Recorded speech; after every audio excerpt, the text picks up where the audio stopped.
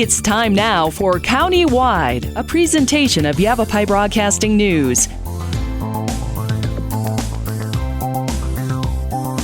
You'll hear about the interesting issues and happenings that affect all our lives.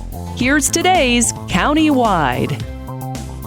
Good day, and again, welcome to County-Wide. I'm Brad Miller, and we're happy to welcome back into the show a guest that was here just Tuesday, part 2, with Brian Watson. Brian is a former IRS agent, learned a lot of things about fraud and schemes and people trying to relieve innocent, honest people of their hard-earned wages, and now has taken that information and that experience to ROSE, Resources Outreach to Safeguard the Elderly. And I got to ask, were you inspired by your work with the IRS to start advocating on behalf of older folks? Did you see too much going on to victimize older folks with the IRS? Very much so. I would guess. I was a special agent, so I conducted financial investigations, tax fraud, Ponzi schemes, mortgage fraud, things like that. But I spent about half my time as a public information officer. And as a PIO, we did two things. One was deterrence, telling people about criminal cases to discourage others. But I also spent about half my PIO time doing public outreach, primarily on the radio, a little bit of TV, but warning people about scams. Right. And a lot of the same scams I talked about with the IRS is the same scams I'm talking about now with ROSE.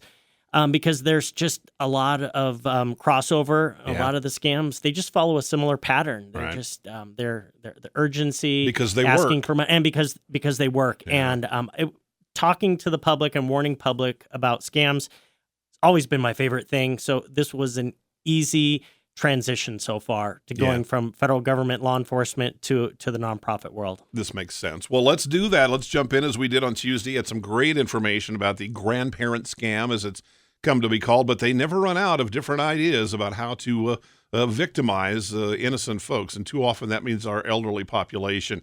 I've not heard of this one yet. Through the U.S. Postal Service, there's a text message fraud or scam out there? Yes, I've received these texts. It's a latest example of smishing, and smishing is using the term, the acronym SMS, which is short message service. Okay. So it's basically a text message comes in claiming to be from the U.S. Postal Service. And, many of us ordered things that show up at our house. Sure. So deliveries are normal these days. We order a lot of stuff on Amazon or through other companies. Right. And they say there's an issue with your delivery and you need to confirm your address. So you're asked to click on a link. Well, I watched a cyber expert who I follow on LinkedIn. And what he did is on a safe computer, he went on and clicked on the link from the text message. As if he was following along with the scam. Okay. And it looked pretty professional, and that's where they get you. And they ask for your email. They'll ask you to confirm your address. Then you hit next, and you go to the next page. They ask for your credit card number. Oh, yeah. And they say they're going to charge you a nominal fee, 30 cents, to resend or put your package back out on the truck and come out to your house. Well, think about it. They're not going to just take 30 cents. They are going to, they're going to get you. Now, with a credit card, you have more protection than other things because you could petition the credit card company to have that reversed. Most of these scams we actually see it's the gift cards, it's the wire transfers. Those are things you're not going to get your money back. But here's the thing. I went to the U.S. Postal Service site just to educate myself, and basically they will not send customers text messages or emails without the customer first requesting the service with a tracking number, and that you will not get a link. So if you do not click on any links from the Postal Service unless you've initiated it. But just the safest thing to do is go to the U.S. Postal Service website or stop by the local post office. But no, they're getting these people. My mom has received multiple ones. I've received multiple ones on my phone. So they're very prevalent. And we know that they're working, or else they wouldn't be sending them in the volume that they're doing right now. I believe I've seen them. If I don't know who it is, I just delete and it's gone, and then I block the number typically. But a lot of people don't. You don't do that. Where I'm at, we talk with folks like you. We talk with law enforcement a lot. So a lot of us here at the radio station, we think of ourselves as being fairly savvy about this stuff. And I know as soon as I say that, I'm knocking on wood because I know these people are even more clever. and they don't quit. They're relentless, and they're very good at victimizing people. Okay, one more to think about, the Postal Service. And you hear that a lot, that when these kind of come, that Postal Service, law enforcement agencies are not going to just contact you out of the blue unless something is very, very specifically happening. And even then, it's not going to be kind of an anonymous type text like you kind of mentioned. Right.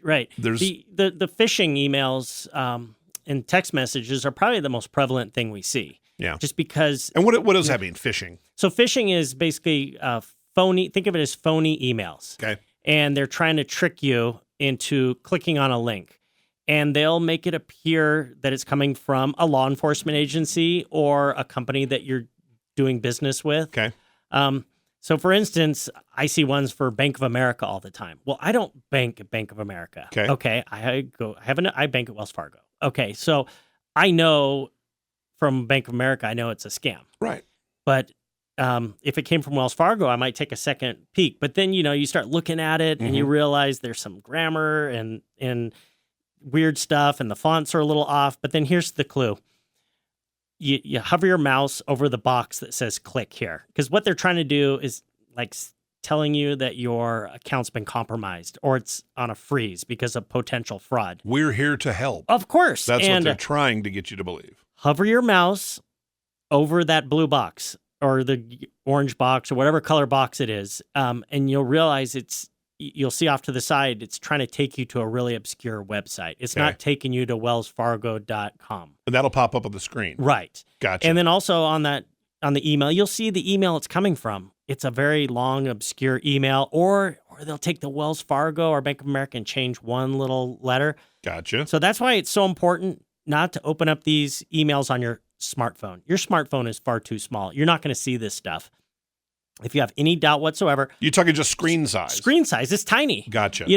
But with a big screen at home, you can hover your mouse over there and go, "Yep, this is a scam." Okay, so that's good advice. Don't ever click on links, because the links, they're either going to send you to a place where they're going to ask for personal information to commit identity theft or steal money from you, or they're going to put malware, malicious software on your computer, and they're going to come in later and be able to have access to your computer. Yeah, it's never going to be a good thing. No, that's the biggest. I think the biggest threat out there is the phishing emails and the smishing text messages. It seems like when you're talking particularly banking or things like that, where you're going to likely have some kind of a local contact, it seems like, hang up, certainly don't respond, whatever else you do, and then call or visit your local bank branch or whomever it is. Get a local contact where they haven't supplied the number on that suspicious email or phone call or whatever, but you can look it up independently. And you'll know it's verified and it's correct. And then what my dad does is he calls my son all the time with questions. But that's the key. My dad doesn't react right away. He waits. Like computer technical? Yeah, so, there's... Well, that's the way to do it, though. My son's the smartest one in the family when it comes to high-tech stuff, and so Grandpa calls him.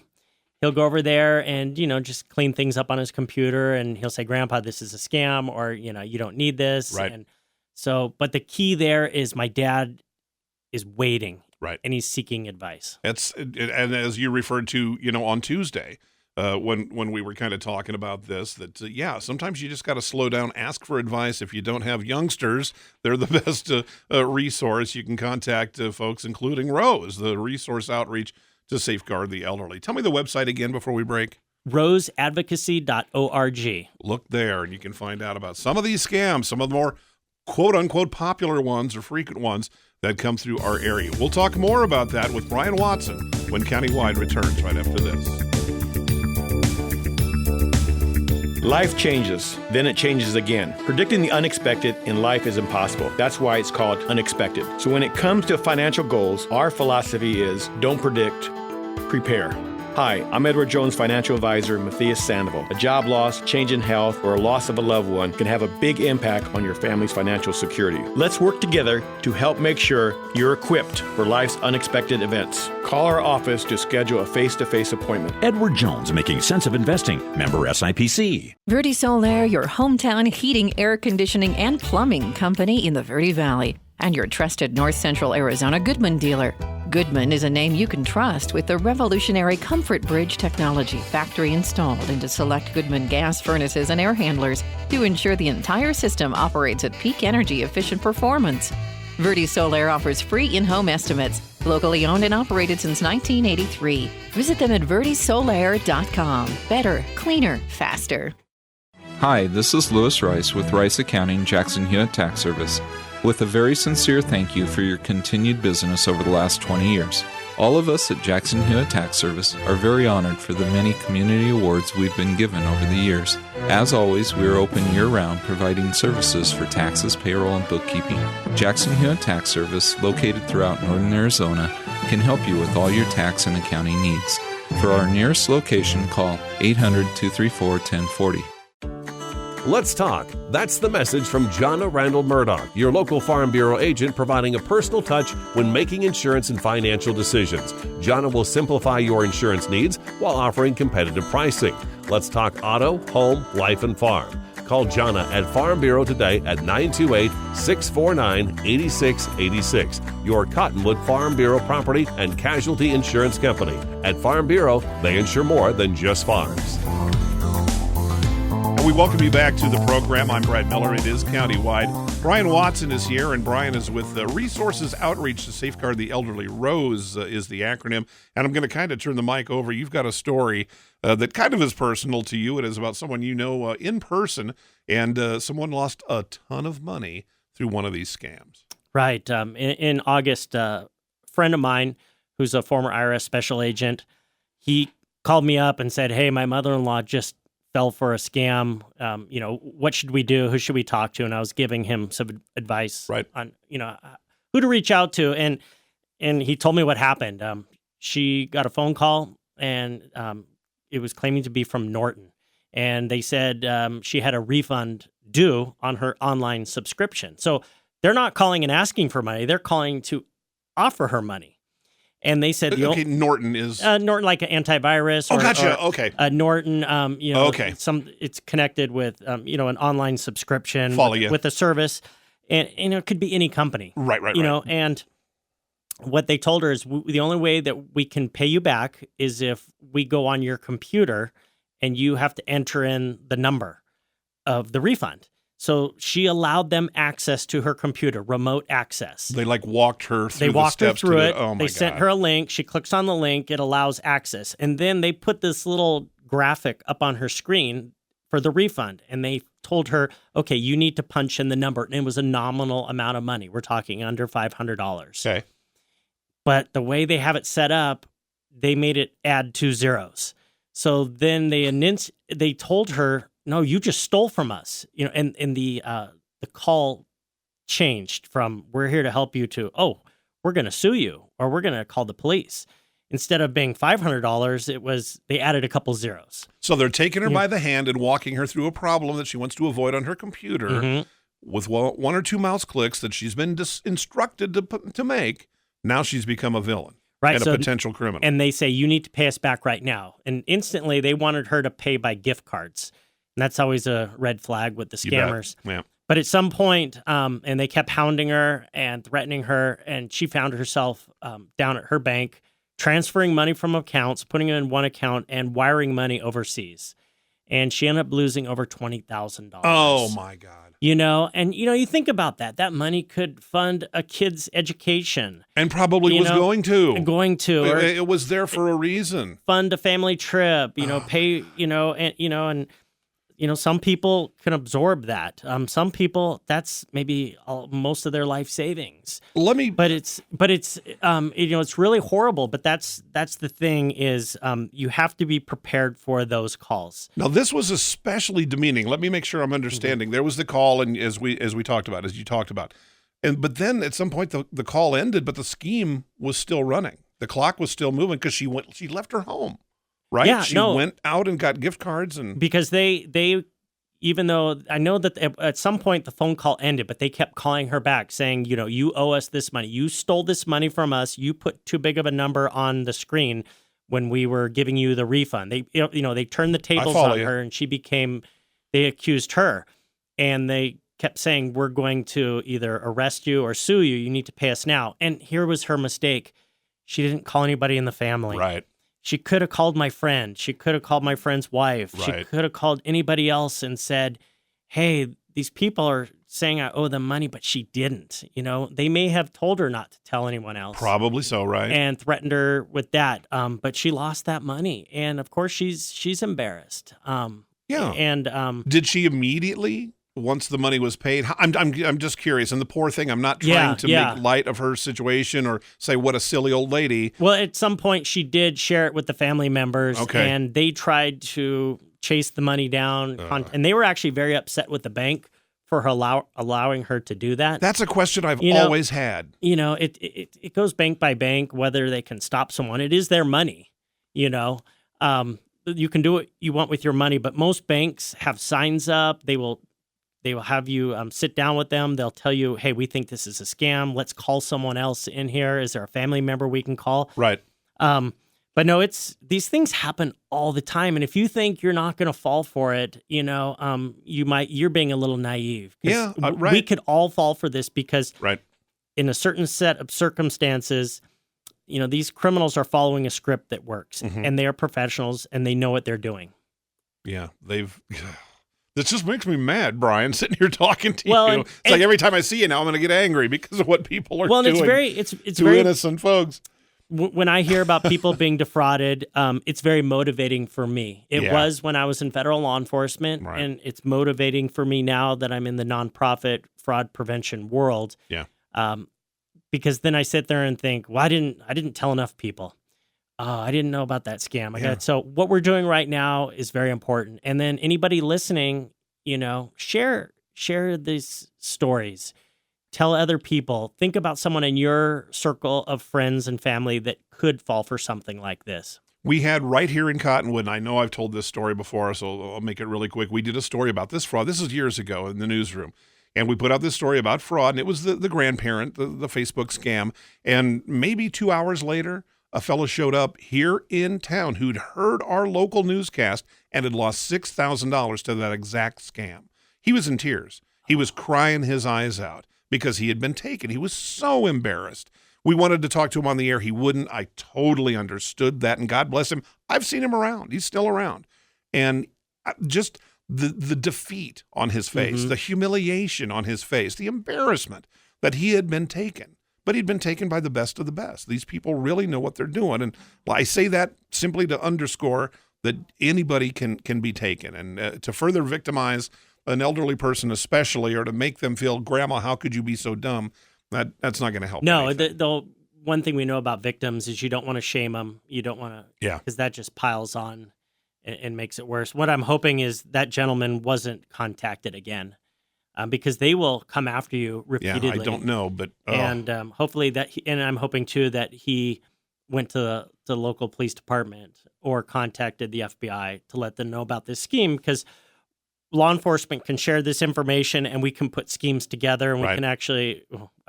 I'm saying we. Yeah, I've only been out of federal law enforcement a short amount of time, so it's still part of my DNA and part of my soul at this point, but.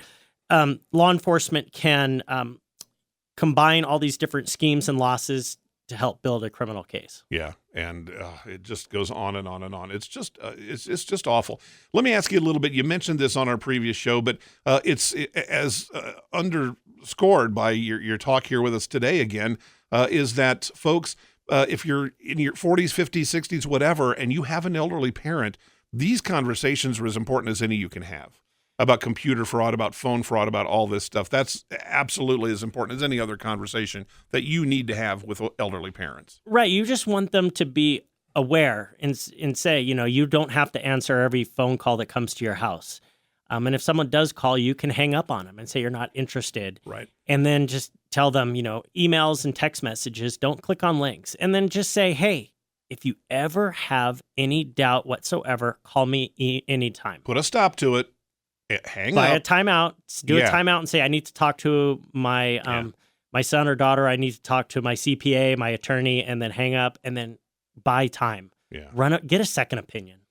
Is there any estimate? I know you don't have numbers maybe right in front of you, but any estimate how much money is lost to this kind of fraud in a year's time in the U.S., say? So we do have a figure that's on our website. for Rose, and it's $82 million. But we know that's just a fraction. That's what's reported. That's what's reported, because a lot of people either they're embarrassed, they don't want to report it, or they don't know who to report it to, or in even some cases, they don't even know they've been ripped off. Mm-hmm. Some people lose money in a scam, and then they think they've just paid off some creditor, or they don't think anything bad happened, and then until the criminals keep calling again. But $82 million in Arizona per year for like 2022, and like I said, that's a conservative lowball estimate. Sure.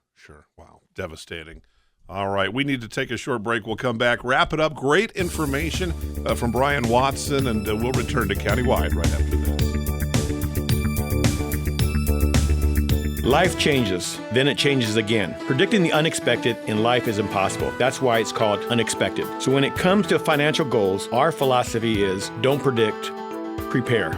Hi, I'm Edward Jones financial advisor Matthias Sandoval. A job loss, change in health, or a loss of a loved one can have a big impact on your family's financial security. Let's work together to help make sure you're equipped for life's unexpected events. Call our office to schedule a face-to-face appointment. Edward Jones, making sense of investing. Member SIPC. Verde Solaire, your hometown heating, air conditioning, and plumbing company in the Verde Valley, and your trusted North Central Arizona Goodman dealer.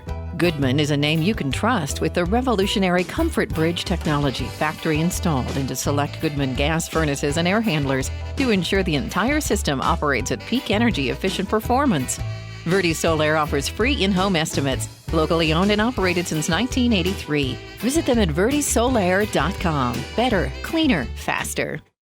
Hi, this is Lewis Rice with Rice Accounting, Jackson Hewitt Tax Service, with a very sincere thank you for your continued business over the last 20 years. All of us at Jackson Hewitt Tax Service are very honored for the many community awards we've been given over the years. As always, we are open year-round, providing services for taxes, payroll, and bookkeeping. Jackson Hewitt Tax Service, located throughout northern Arizona, can help you with all your tax and accounting needs. For our nearest location, call 800-234-1040. Let's talk. That's the message from Jonna Randall Murdoch, your local Farm Bureau agent, providing a personal touch when making insurance and financial decisions. Jonna will simplify your insurance needs while offering competitive pricing. Let's talk auto, home, life, and farm. Call Jonna at Farm Bureau today at 928-649-8686. Your Cottonwood Farm Bureau property and casualty insurance company. At Farm Bureau, they insure more than just farms. We come back to Countywide and wrapping up the second of two programs that we have done with Brian Watson. Resources outreach to safeguard the elderly Rose, advocating on behalf of elderly folks, especially in the face of scams and ripoffs and things like that. What is this credit limit cash advance thing? What is that? So we're hearing stories of criminals contacting people, and they'll suck all the money out of their bank account, but then they want more. So they'll tell them to take a cash advance on their credit card at like 25 or 30%. And so they're just tapping into more money. So my recommendation is this. Do you really need the cash advance on your credit card? Have you ever used it? If not, contact your credit card company and shut that off. You can do that proactively so that even if you were the victim of a scheme, it would be limited to what's in your bank account. If someone were to steal or find your lost credit card, could they get a cash advance off of it? Possibly, exactly as well. So, and that also goes to, think about how many credit cards you have. Do you, one or two? Do you need 4 or 5? No. Right. Close them down, especially as you're getting older. Think about the credit limits as well. If you have a family of 4 or 5, you may need a higher credit limit. But as you get older and maybe, you have no one else in the house. Right. Contact the credit card company and lower the credit limits. They're, to something to maybe $2,000 or $3,000 instead of $10,000. Right. So these are things that you can do proactively. These are things you can have conversations with your older parents and say, Mom and Dad, let's reduce the credit cards with the ones you have. Let's lower the credit limits. And then also let's eliminate the possibility of cash advances. Right. Because it's just, it's a liability, an area where you could be defrauded. It's an open door that it probably really doesn't is. Need to be open. And it's just something that can be done now. Yeah. That's almost a whole nother show right there, Brian. A wealth of information. We really appreciate your experience in working with this and that you've shifted it a little bit, especially to advocate on behalf of elderly folks. So many elderly people in our community And across Arizona and Rose, Resources Outreach to Safeguard the Elderly is there on behalf, working with law enforcement and other people in the community to keep the bad guys as far away as we can get them. Again, let's have the website. roseadvocacy.org. And we're also on Facebook. You can follow us on Facebook, but what we really love people to do is go to our website, roseadvocacy.org, and sign up for our monthly newsletter. You'll get it by email. You can also get it mailed to you by snail mail. We can do that as well. Take a look at the website and find out all that terrific information. Good stuff. Brian Watson, our guest. I'm Brad Miller. It's Countywide, and we'll see you next time.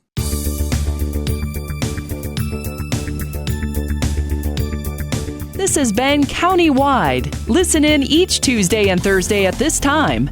If you have a topic or guest idea that you'd like to suggest, email us, news@myradioplace.com.